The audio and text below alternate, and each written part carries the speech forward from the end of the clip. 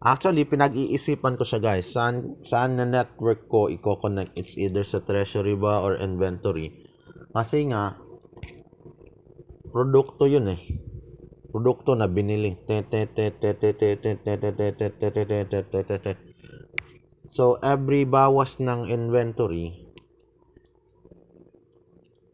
dagdag yun sa sales. So, sa treasury, so, ganyan.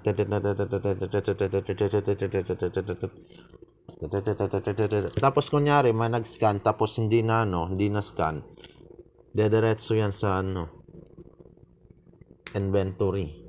O, sa stock, para i-check yung item. Hala, sir, in-scan to, wala. Hindi makuha ng system, ng one vending machine. So, sa inventory, pupunta yun. O. So, every 3 hours, yung one vending machine, nagpo-produce ng data dun sa utang ina.